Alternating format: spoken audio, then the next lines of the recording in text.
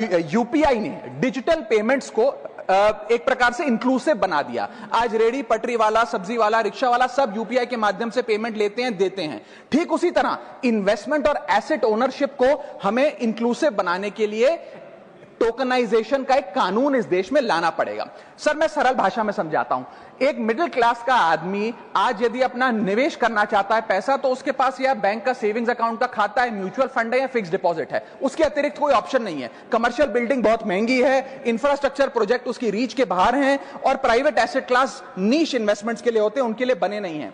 Tokenization एक ऐसी financial revolution है जो एक बड़े महंगे एसेट को छोटे छोटे डिजिटल टोकन में बांट देगा और ट्रांसपेरेंटली उसकी खरीद बेच ब्लॉकचेन टेक्नोलॉजी के माध्यम से हो सकती है। Sir, asset tokenisation is one of the most transformative technological financial innovations of the 21st century.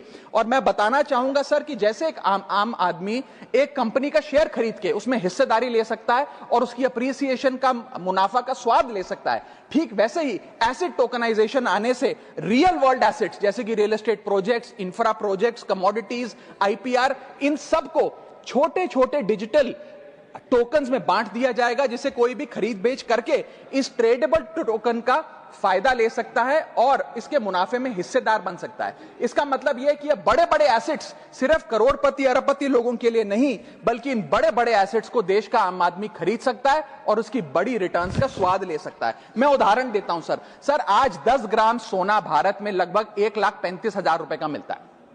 आप यदि किसी दुकान में जाकर कहिए कि भाई मेरे पास 1,35,000 रुपए तो है नहीं 10 ग्राम सोना खरीदने के लिए, आप मुझे 500 रुपए का सोना दे दो, तो शायद आप 500 रुपए का सोना नहीं खरीद सकते। लेकिन जब से गोल्ड ईटीएफ आया, डिजिटल गोल्ड आया, आप 500 रुपए का गोल्ड खरीद पाएंगे इलेक्ट्रॉनिकली, डिजिटली। ठीक वैसे ही आप एसेट्स को अगर डिजिटाइज करेंगे, इन टोकन्स के माध्यम से आप इन एसेट्स की हिस्सेदारी पा सकते हैं। सर, मैं समाप्त कर रहा हूं, मुझे एक मिनट ही लगेगा बस।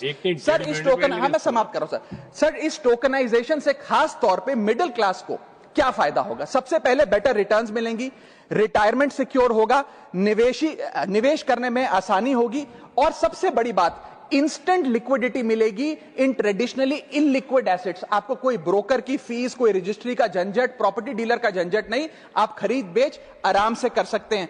और इसी के साथ साथ ट्रांजैक्शन कॉस्ट घटेगी, इंटरमीडियरीज की कॉस्ट घटेगी। सर, दुनिया भर में जो मजबूत मैच्योर अर्थव्यवस्थाएं हैं, उन्होंने इस एसेट टोकनाइजेशन के कॉन्सेप्ट को रिकॉग्नाइज किया। यूएसए ने, एसईसी ने अपनी सिक्योरिटीज एक्ट में इस टोकनाइजेशन के कॉन्सेप्ट को शामिल किया। सिंगापुर ने प्रोजेक्ट गार्जियन का नाम से एक प्रोजेक्ट लाकर इसको लीगलाइज किया। यूरोपियन यूनियन ने markets in crypto asset regulation का एक कानून लाकर इसे रेगुलराइज किया। और यूएई ने सबसे बड़ा काम करते हुए एक अलग अथॉरिटी बना दी, वारा, वर्चुअल एसेट रेगुलेटरी अथॉरिटी, जो इस प्रकार के एसेट टोकनाइजेशन पे काम करती है। Sir, Indians have more cultural affinity to real estate and precious metals like gold, silver etcetera, because 70 to 80% of our household assets are stored in these asset classes. Therefore, tokenization will